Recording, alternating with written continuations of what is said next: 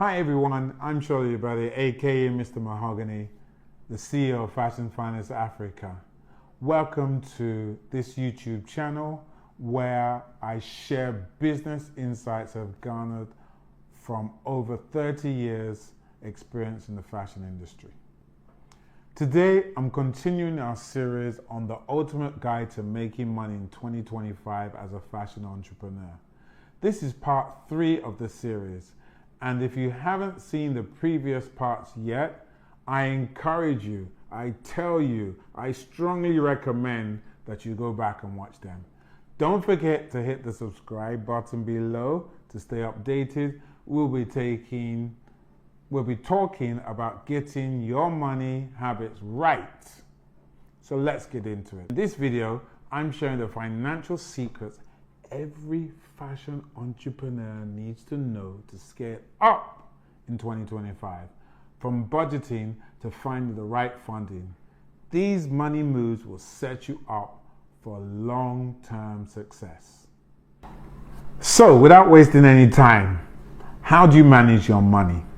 How do you make sure your business is successful?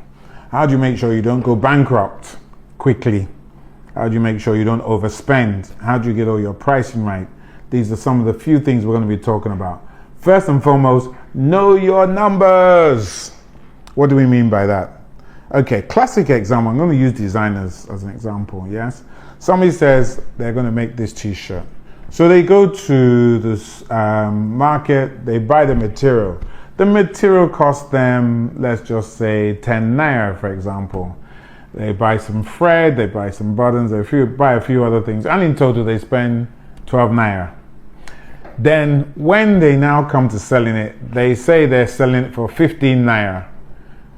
And first thing I ask them is, how did you get to the price of 15 naira to sell it? They said, well, I spent 10 naira material, 12 naira on accessories, and then I'm making about a 25% profit, so I'm making about 3 naira on the t-shirt. Wrong. You've got all your costings wrong, you've got your pricing wrong. What about the electricity? What about in Nigeria? You most likely are running a generator. Are you not going to pay yourself? Yes? What about all those extra costs? What about your marketing budget? Where's that money coming from? You've got to add all these things. You've got to allocate a proportion and a percentage of all those different things towards the overall cost, so that lets you know what the t-shirt really costs. All right? Very important that you do that. Secondly, in terms of that, cash flow. You hear some businesses that they made billions and billions of naira, and the next thing they go bankrupt. Why? Because they could not handle their cash flow. They couldn't pay their salaries, they couldn't meet their creditors or their debtors or whatever it might be, so therefore they went out of business. You've got to manage your cash flow. So it's not a situation that you do a job, you make 2 million naira, and then you then decide, hey, I'm going to go buy myself a lovely handbag for 1.9 million. And you only leave 100,000 in your bank account. Because when your bills come the next day, how are you going to pay them? So you've got to always maintain a steady level of cash in your bank account so that you can meet any demands for your business.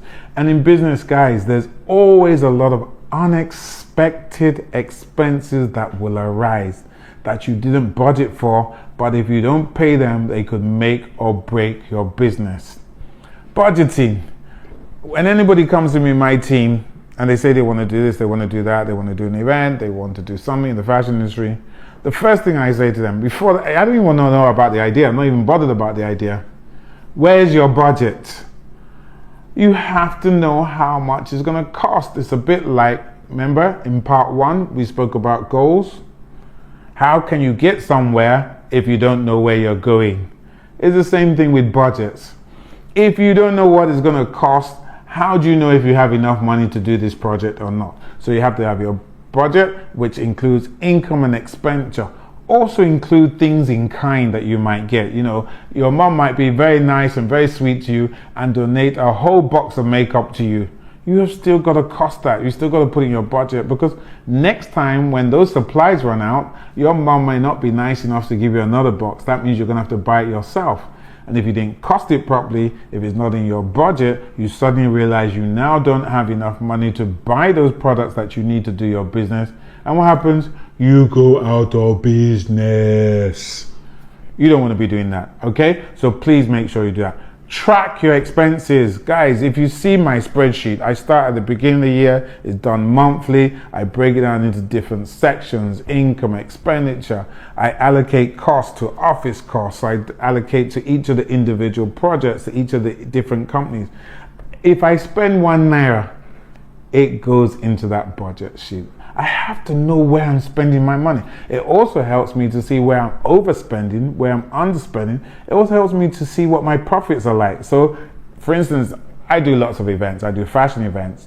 If I do a fashion show and it's costing me 20 million, I need to know how I spent my money. So when it comes to the following year, I can decide, well, I wasted money here. I didn't allocate enough money here. So I need to spend a lot more money. But that can only be done if you have a budget and that you're tracking your budget. So please, guys, have a budget. I know you don't like these things. So if you don't like having to do finances yourself, or as a lot of people in the industry will say, I'm not good at doing finances. I hate money matters. I don't want to talk about money. Get yourself a bookkeeper. Everybody's got a mathematician in the family.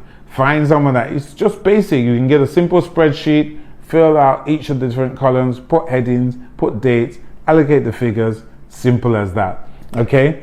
What you should also do is, how would I put it like this?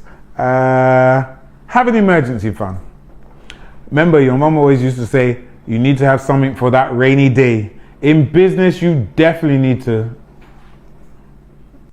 So, guys, you must have emergency funds.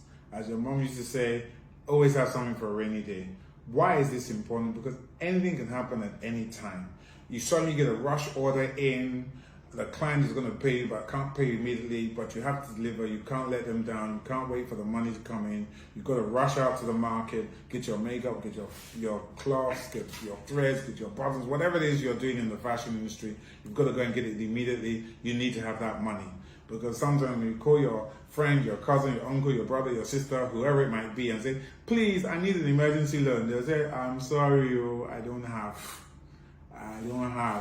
Then what happens? You could potentially lose the business. So you really don't want to be in that.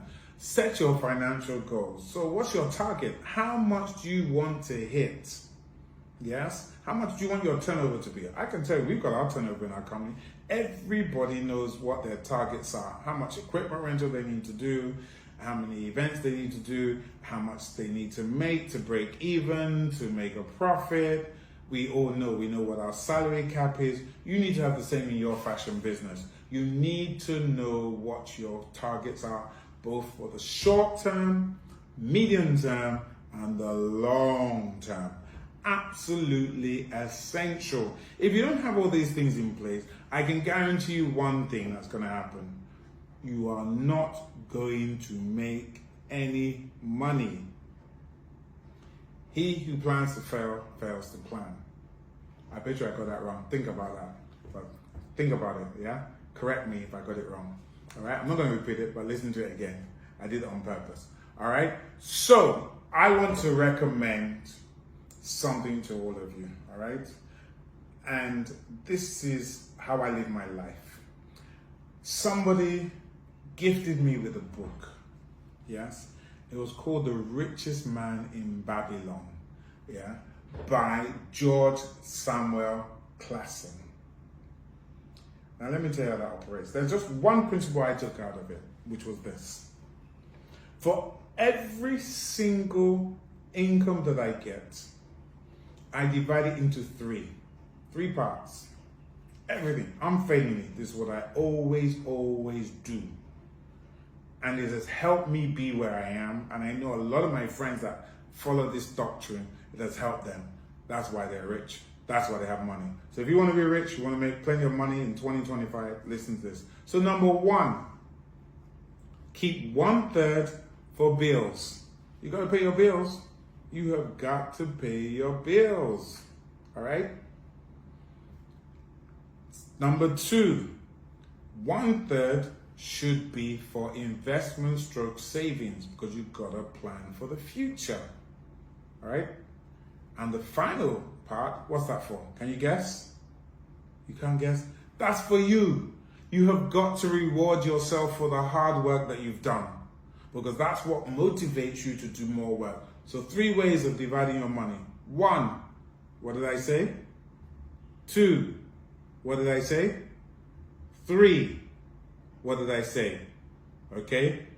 I'm not repeating them. You need to be saying it, what I just said to you. All right? So guys, if you follow these doctrines, if you follow everything that I've said before, it's going to be amazing. You're going to make plenty of money in 2025. What I want you to do is get hold of that book. Put some comments in the comment section below. Yeah? Tell me what parts of it you found interesting, or what parts that you need me to give you some more information on, and I can guarantee you I will answer every single comment or question that you put in the comment section. Guys, have an amazing 2025, and here's to making plenty of money.